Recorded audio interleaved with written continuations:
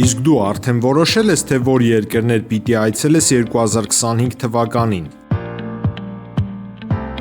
Եթե դու էլ ես հոգնել օրեր շարունակ հարցումների անպատասխան մնալուց, դիմիր Travel with N տուրիստական գործակալություն, սպասեցնել չեն տա, անմիջապես կստանաս լավագույն առաջարկները, տուրփաթեթներ, ավիատոմսեր, հյուրանոցների լայն ընտրանի, էքսկուրսիաներ, սոցփաթեթի սպասարկում եւ ամենակարևորը՝ 24/7 ձևաչափով բարեհամբույր սպասարկում։ Travel with N 095 89 20 48 Արև ձեզ հարգելի հեռուստատեղներ, մենք շարունակում ենք կարևորագույն թեմաների քննարկումները, ինչպես արդեն ասել ենք, ամեն աշխատանքային օր կհանդիպենք այս ֆորմատում եւ միասին կքննարկենք մամուլի կարևորագույն հրապարակումները։ Այսօր բացի մամուլի հոդվածներից առանձնացրել եմ նաեւ գրառում, որը արվել է Աննա Հակոբյանի կողմից, Նիկոլ Փաշինյանի փաստաթղթավորված կնոջ կողմից եւ որոշակի արձագանքներ դրան, կարծում հետաքրքիր կլինի, սկսենք մամուլի հրապարակումներից։ Հրապարակ օրաթերթը գրում է. Ապրիլին մեղադրանք էր հարուցվել ազգային արխիվի մի խումբ աշխատակիցների, այդ թվում արխիվի տնօրենի նախկին տեղակալ Սոնա Միրզոյանի նկատմամբ, որին ազատել են աշխատանքից եւ տնային կալանք տվել։ Քննչական կոմիտեից միայն հայտնում են, որ վարույթը նախաձեռնվել է պետական դավաճանության, նաեւ օտարերկրյա պետության ներկայացուցչի կողմից Հայաստանի ինքնիշխանության, տարածքային անձեռնմխելիության եւ արտաքին անվտանգության ի վնաս օգտագործելու համար տեղեկություններ հավաքելու դեպքերի առթիվ։ Քրեական օրենսգրքի 418-րդ հոդվածի առաջին մասով դավաճանություն եւ 424-րդ հոդվածի առաջին մասով լրտեսություն։ Արխիվի նախկին տնօրեն Ամատունի Վիրաբյանը հարցազրույցներից մեկում ասել էր, որ դա իր պաշտոնավարման շրջանին չի վերաբերվում։ Կարող է խոսք լինել Հայաստանում բնակեցված ադրբեջանցիների մասին, որոնք բնակվել են 19-րդ դարում եւ 20-րդ դարի սկզբին, եւ պնդել, որ դրանք գաղտնի տեղեկություններ չեն, հրապարակված են եւ արխիվը պարտավոր է տեղեկություններ տրամադրել ցանկացած դիմողի, այդ թվում Ադրբեջանի քաղաքացու։ Մեր տեղեկություններով ադրբեջանցիներին տեղեկություններ է փոխանցվել տարբեր տարիներին Հայաստանում արկա ադրբեջանական բնակչության քանակի,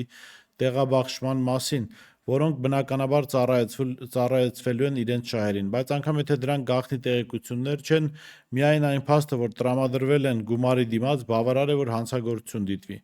Իդեպ Տեր-Պետրոսյանի նախկին ռեֆերանտ Մուրադ Բոջոլյանը 2002-ին դատապարտվել էր 10 տարվա ազատազրկման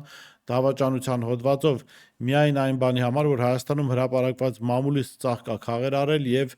գումարի դիմաց տրամադրել թուրքական հատուկ ծառայություններին։ Հետաքրքիր է դիտարկել նաեւ իշխանությունների վարքագիծը այն պարագայում, երբ նման խոսակցություններ կան նաեւ Արարատ Միրզոյանի գործունեության հետ կապված, եւ եթե Նիկոլ Փաշինյանը իրականում ուզում է դավաճաններ, լրտեսներ գտնել, փնտրել, ապա հանրային մեծ աղմուկ բարձրացած Արարատ Միրզոյանի գործով էլ մենք պիտի որևէ քրեական վարույթ առնվազն տեսնեինք, հանրություն ստանար իր հարցերի պատասխանները։ Մամուլը նաեւ գրել է, որ այն ժամանակահատվածում, երբ Արարատ Միրզոյանը աշխատել է Ցեղասպանության թանգարան ինստիտուտում, այնտեղից փաստաթղթեր են անհետացել, թե որքանով են դրանք ճշմարտացի, որքանով են հորինված կամ չափազանցված, դրա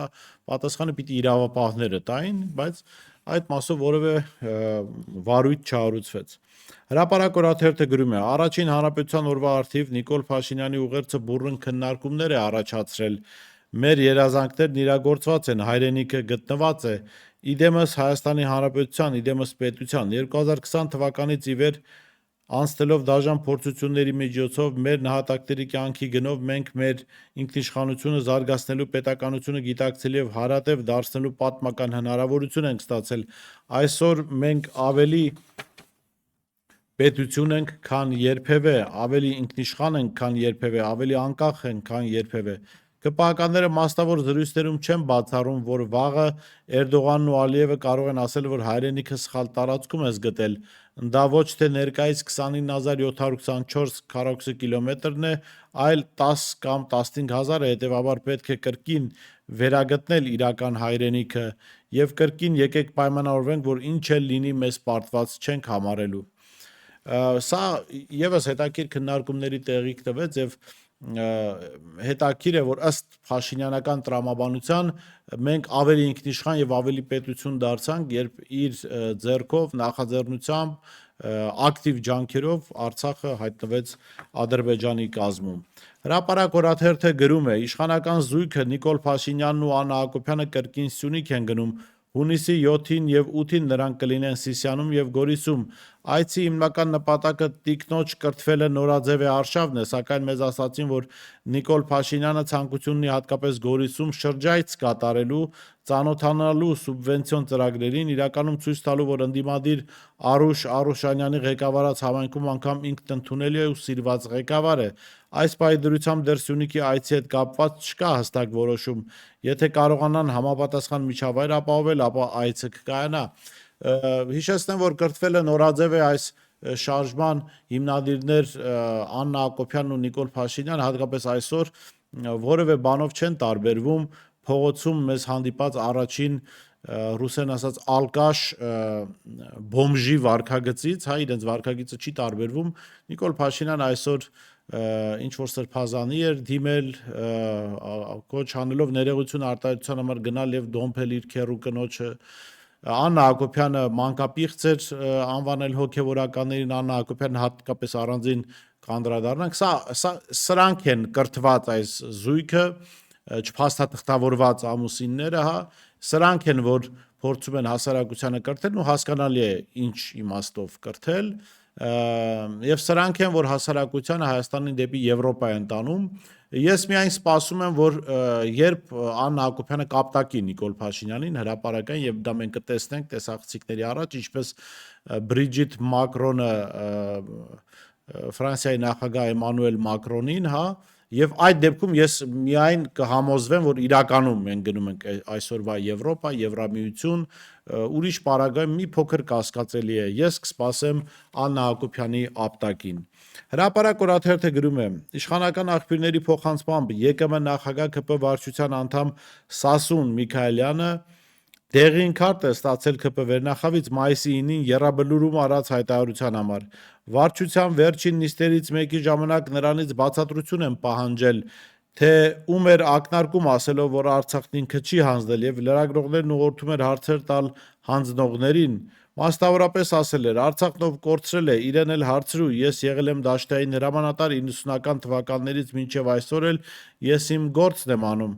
Արցախն ով կորցրել գնա իրեն ասա։ Հակադարձը դուք ավելի մոտ եք ասել,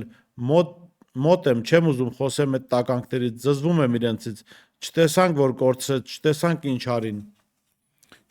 ինչ հարին։ Դիտարկմանը թե Փաշինյանի ժամանակ է կորցրել, ԵԿՄ նախագահը հորդորել է այլ դաշտ չտանել, հերիք է։ ԿՊ-ում Սասուն Միքայելյանից պարզաբանում են պահանջել, ում նկատի ուներ։ Ինչպես սպասվում էր, Միքայելյանը խոսակցությունը նախկինների դաշտ է տարել, սակայն ասում են խիստ նեղվել է, իդեպ վարչության վերջին նիստին նա ներկա չի եղել։ Մենք գրել էինք, որ ԿՊ-ում խոշորացույցով հետևում են մեկը մյուսին, իրար դեմ գործ տալիս, բոճկա գլորում, հույս ունենալով, որ մյուսներին փչացնելով իրենց տեղը կլայնացնեն։ Սա արժանի վերաբերմունք է Սասուն Միքայելյանին, եկեք արդար դատենք եւ մարդը, որը ուրացել է Արցախը, մարդը, որը համարում են արցախյան ազատամարտից ավելի կարևոր է իրենց իշխանության բերելու գործընթացը, մարդը, որը շատ հանգիստ մնաց այն թիմում, որը Արցախը հանձնեց, ավելի վատ վերաբերմունքի է արժանի եւ ես վստահ եմ այդ վերաբերմունքին արժանանալու է եւ 2026-ից առաջ որպես խոտան Նիկոլ Փաշինյանը ազատվելու է Սասուն Միքայելյանից, որպեսզի հասարակությանը ցույց տա, թե այն բարքերը, որոնք հասարակության կողմից ընդունված չէին, իր կողմից եւս ընդունված չի, իսկ Սասուն Միքայելյանը այդ բարքերը կրողներից մեկն է առնվազն։ Ժողովուրդ օրաթերթը գրում է. Երևանի Վալերի Բրյուսովի անվան պետական համալսարանում կրքերը չեն հանդարտվում։ Օրաթերթի տեղեկություններով համալսարանի ռեկտոր Դավիթ Գյուրջինյանի մտերիմ շրջանակը փորձում է պարզել, թե ով է համարձակվել իլուր աշխարհի ներկայացնել համալսարանում տիրող իրավիճակը։ Գյուրջինյանը փոխանակ փորձի հարթել ստեղծված դրությունը փնտրում է այն անձանց, որոնք ժողովուրդ օրաթերթի միջոցով բաց նամակ են փոխանցել Հայաստանի վարչապետին եւ պատկան մարմիններին ներկայացնելով այն բարքերը, որոնք տիրում են համալսարանում։ Ժողովուրդ օրաթերթը գրում է. Օրաթերթի լավատեղյակ աղբյուրները փոխանցում են, որ 3 ԱԺ-ում ՊՆ նախարար Սուրեն Պապիկյանի եւ ԿՊ խմբակցության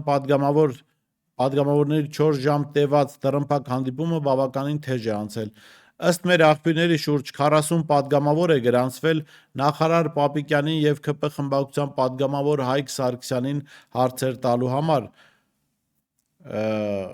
Նրանք ներկայացրել են մի սկանդալային նախագիծ, ըստ որի գումար մուծելու դեպքում Հայաստանի քաղաքացին կարող է կրճատել իր զինվորական ծառայության ժամկետը կամ ընդհանրապես չծառայել։ 3 ԿՊԱ-ականները կարելի ասել հարձակվել են Սուրեն Պապիկյանի եւ Հայկ Սարգսյանի վրա, պահանջելով չեղարկել նախագիծը, քանի որ այն իրականում խտրական վերաբերմունք է պարունակում հանրության աղքատ խավի համար։ Իսկ Հայկ Սարգսյանը անդրդվելի է մնացել։ ԿՊԱ-ականների գրեթե բոլոր հարցերին նա պատասխանել է, թե շատ լավ նախագիծ է ու ինքը չի պատրաստվում նախագիծը հետ կանչել։ Հիշեցնեմ, մենք մի քանի անգամ խոսել ենք այս նախագծի մասին, նախագիծը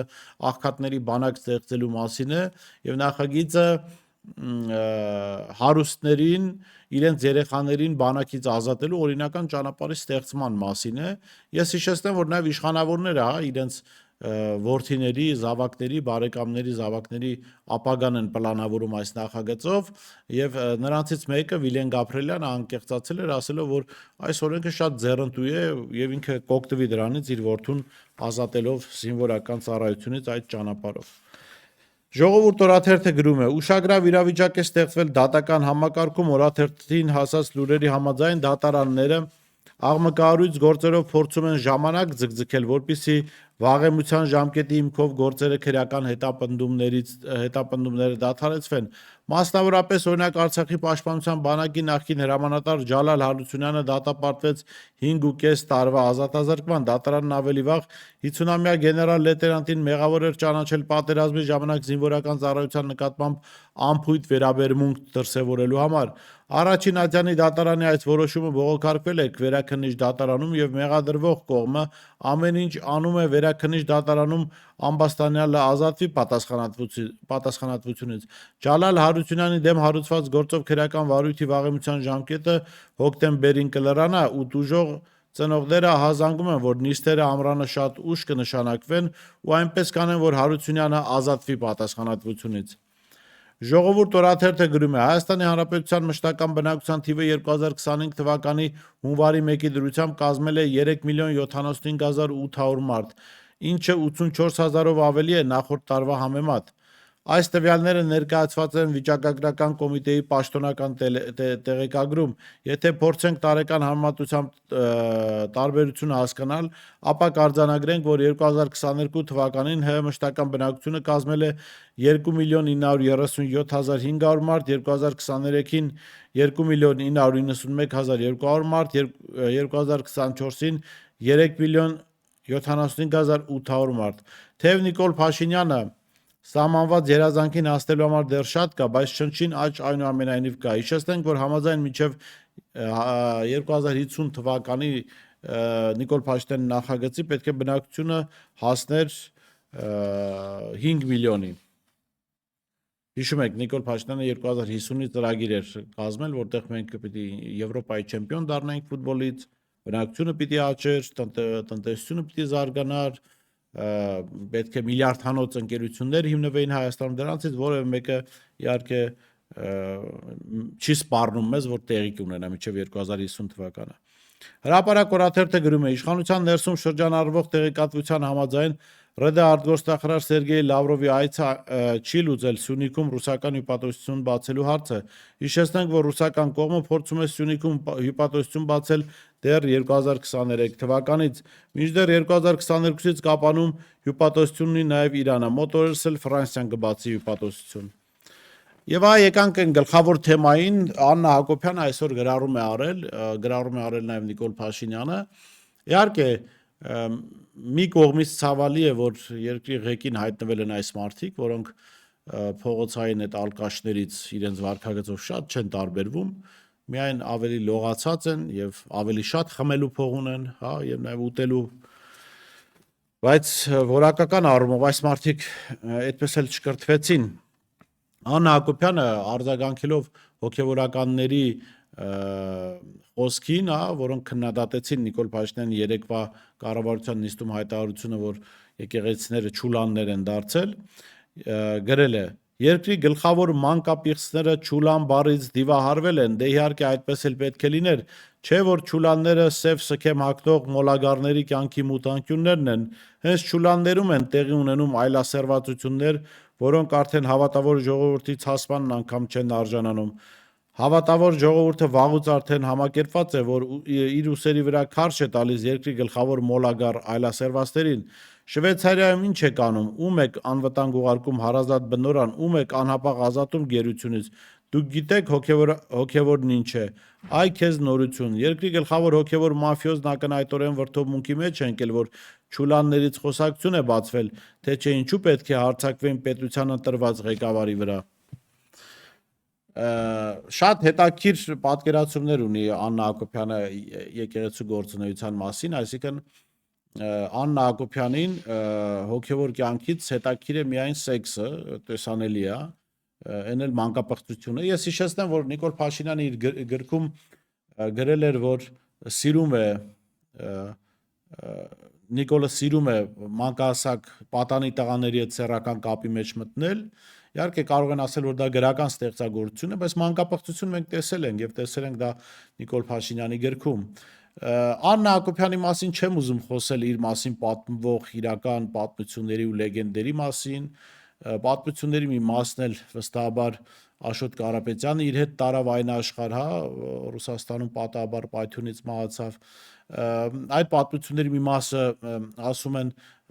տեսաերիզների եւ սկավառակների վրա կա Սերժ Սարգսյանի մոտ իր անձնական արխիվում է պահում, ու երևի թե մեկ-մեկ նայում են նաև միասին։ Չգիտեմ, հետաքրքիր պատմություններ ասում են կան, դրա մասին չեմ ուզում խոսել, բայց ուզում եմ խոսել մանկապղծության մասին։ Այս մարդիկ, ուրեմն մենք այս ընթացքում երկու մանկապղծության դեպքի մասին են գրել, մեկի դատաքննությունը դեռ ավարտվում է, այդ մարդը մեղադրվում է մանկապղծություն իրականացնելու մեջ, ուրեմն մանկապղծության մեջ մեր հոդվածից եմ ընթերցում, մեղադրվող ազատության մեջ է, պետական պաշտոն է զբաղեցնում, այս մասին հաղորդում է Պոլիտիկ.am-ը։ Ըստ կայքի 2020-ին հարուցված քրեական գործով Ամբերտ ամրոց պատմամշակութային արգելոցի վարիչ Խաչիկ Վարդանյանը մեղադրվում է 16 տարին չլրացած տղայի նկատմամբ պարբերաբար անառակաբարո գործողություններ կատարելու եւ պոռնոգրական նյութեր տարածելու մեջ։ Դատախազությունից Պոլիտիկ.am-ին հայտնել են, որ Խաչիկ Վարազդատի Վարդանյանը Ամբերտ ամրոց պատմամշակութային արգելոցի տարածքում եւ տարբեր վայրերում իր սանի 16 տարեկան ԱԱ-ի նկատմամբ 2018-ից մինչև 2020 թվական ընկած ժամանակահատվածում անառակաբարո գործողություններ է կատարել։ 2021 թվականի հոկտեմբերի 31-ին մեղադրական եզրակացությամբ գործն ուղարկվել է Արագածոտնի ընդհանուր իրավասության դատարան։ Գործը դատաքննության փուլում է։ Հետաքրքիր է, սրա մասին ես առանձին հաղորդում ունեմ, բայց հետաքրքիր է, որ Խաչիկ Վարդանյանը լինելով կրթության, գիտության նախարարության ենթակայության տակ գտնվող կառույցի աշխատակից, ներգրաված լինելով նման գործում որպես մեղադրյալ, շարունակում էր այդ աշխատանքները, վարիչ աշխատել Ամբերտ ամրոցում։ Ամբերտ ամրոցում կա եկեղեցի, առաջին այսքես կարող է տպավորություն ստանալ, թե սա կապ ունի եկեղեցու հետ, ոչ, սա կրթության նախարարության ենթակայության տակ գործող կառույց է։ Եվ կան տեղեկություններ, այն ժամանակ կային, հիմա չգիտեմ կհաստատվեն թե ոչ, որ այս մարդու ազատության մեջ լինելու մեջ մեծ ներդրում ունի իր եւ նախկին ԿԳՄՍ նախարար Արայիկ Հարությունյանի մտերիմ հարաբերությունները։ Ես իհարկե չգիտեմ այդ հարաբերությունները ինչքան մտերիմ էին, ինչքան ջերմ էին, ինչքան խորն էին, բայց ակնհայտորեն այդ մարդը, որը մեղադրվում է մանկապղծության մեջ, հասցրել է օգտվել դրանից, որովհետեւ մի հավ գողացողին տանում են կալանքի, իսկ մանկապղծության մեջ մեղադրվողին ոչ միայն չեն կալանավորում, այլ նաև թույլ են տալիս, որ նա աշխատի նույն վայրում, որտեղ հաճախ լինում են երեխաներ։ Բայց հիմա մի ավելի սահմռկեցուցիչ պատմություն կպատմեմ, որի մեջ ներգրաված մարդու հետ մտերիմ հարաբերություններ ուներ Աննա Հակոբյանի դուստրը Մարիամ Փաշինյանը։ Մայր ու դուստր կամ իշխանության ներկայացուցիչներով եւ Նիկոլի դուստր շատ ասես տարօրինակ հակում ունեն դեպի մանկապիղծները։ Ուրեմն 2018 թվականին, եթե կհիշեք, երկրորդ նախագահ Ռոբերտ Քոչարյանը ցանկանում էր ասուլիս տալ խոսելու մարտի 1 իրադարձությունների մասին, եւ այդ ասուլիսը իշխանության հրահանգով տապալվեց մի խումբ երիտասարդների կողմից, որոնք ներկայանում են որպես Քոչարյանի իշխանության տարիների դժողներ, մարդիկ, որոնք չեն կարող հանդուրժել նրա խոսքը անգամ ասուլիսի պարագայում, հա։ Եվ այդ տապալողների մեջ կար Սամսոն Թանթուշյան անուն ազգանունով մեկը, որը մեղադրվում էր եւ մեղադրանքը կարծեմ դատարանով ի վերջո հաստատվել է մանկապղծության մեջ 6-ամյա տղայի նկատմամբ անառակաբարո գործողություններ իրականացնելու մեջ։ Ուրեմն ես ընթերցում եմ, այդ ժամանակ մամուլը գրեց. Դատական տեղեկատվական այս համակարգում Սամսոն Թանթուշյանը ԵԱՔԴ 01600116 գործով ներկայացում են որպես ամբաստանյալ գործի վերաբերյալ մնացյալ տեղեկությունները փակ էին, բայց այս լրատվամիջոցը կարողացել է պարզել, որ Սամսոն Թանթուշյանը դատապարտվել է 6-ամյա երեխայի նկատմամբ բռնի սեքսուալ բնույթի գործողություններ իրականացնելու եւ մահվան սպառնալիք հնչեցնելու համար ըստ գործերի մեղադրական եզրակացության Թանթուշյանը ժամը 21:30-ին մոտեցել է իրենց բակում խաղացող երեխաներին եւ բռնությամբ 6-ամյա մի տղայի տարել ավտոտնակների հետևը եւ սեքսուալ բնույթի գործողություններ արել։ Այս գործով դատավոր է եղել Դավիթ Մարատի Գրիգորյանը եւ անհասկանալի այն ժամանակ է գրում մամուլը, թե անհասկանալի է, թե այս մարդը ինչու է ազատության մեջ։ Մի խոսքով, այս տղան 2018 թվականին ակտիվորեն շփվում էր Մարիամ Փաշինյանի հետ։ Եթե փորձեք գտնել այդ 2018-ի օգոստոս, սեպտեմբեր, հոկտեմբերի ամիսների Մարիամ Փաշինյանի էջում լուսանկարներ կամ Նիկոլ Փաշինյանի հետ ռուպր պահող Դավ ռուպրը, հա, իր էջում Սամսոն Թանթուշյանի էջը եթե պահպանվել է, ապա դուք կգտնեք բազմաթիվ լուսանկարներ Սամսոն Թանթուշյանի եւ Մարիամ Փաշինյանի մասնակցությամբ։ Նրանք միասին իբրև թե բարեգործական այցեր էին կատարում մարզեր եւ հատկապես մանկական հաստատություններ։ Այս տղան էլ բարեհաջող կերպով ոչ միայն ազատության մեջ մնաց, այլ նաեւ իր հարևանների պնդմամբ հասցրել է հեռանալ Հայաստանից Միացյալ Նահանգներ։ Այսինքն մարդը, որը 6-ամյա տղայի նկատմամբ մանկապիղծ գործողություններ է արել, սեռական բնույթի գործողություններ է արել, Նիկոլ Փաշինյանի իշխանության շնորհիվ հայտնվել է ազատության մեջ եւ հայտնվել է դրսում։ Ահա, Աննա Հակոբյան, ձեր ընտանիքի, ձեր չփաստաթղթավորված, չմաքսազերծված ամուսնու իշխանության կապը մանկապղծության հետ։ Եկեղեցու մասին խոսելուց առաջ լավ կլինի խոսեք ձեր ընտանիքի եւ մանկապիղծների կապերի մասին եւ հովանավորության մասին, ձեր իշխանության եւ մանկապիղծների նկատմամբ եղած հովանավորության մասին։ Իհարկե, ես կարծում եմ ցանկացած տեղ, ցանկացած բան կարելի է հանդիպել, երևի թե եկեղեցում էլ կարելի է տեսնել մանկապիղծներ, այստեղ ես տեղեկությունների չեմ տիրապետում, բայց չեմ կարող բացառել, բայց գոնե դուք չպիտի խոսակ, ում կովը ինչից բառաչի, դուք մանկապիղծներից մի խոսեք։ Նիկոլ Փաշինյանն էլ այսօր խոսում էր կուսակրոն քահանայության մասին։ Էս շատ լավ, ասում եմ, իսկ ժամանակը չէ արդյոք խոսել կուսակրոն քահանաների վարքագծի մասին։ Շատ լավ ժամանակն է, Նիկոլ, սկսի Արգիշտի Քյարամյանից, գնա հարցրոսը, ով է հերդ, Արգիշտի Քյարամյան։ Դա էլ մենք բացահայտել հրապարակել ենք։ Այսքան այսօրվա մամուլը, հարգելի ժողովուրդ, իհարկե շատ ցավալի եմ ասում նման իրադարձությունների ականատեսը լինել, բայց ժողովուրդը ընտրել է, Նիկոլ Փաշինյանի մոտիվացիան էլ հասկանալի է, վերջին խրխրոցներն են կամ փորձ է անում հանրային տրամադրություններ բորբոքել, բայց հանրությունը այնքան անտարբեր է, որ սա էլ անտեսելու են կարծում եւ սա այն դեպքն է, որ հանրային անտարբերությունը օգտակար է լինելու մեր համար, մեր պետության համար։ Նիկոլ Փաշինյանը չպիտի կարողանա պրովոկացնել հանրությանը, երբ ցանկանա եւ ինչ նպատակով ցանկանա։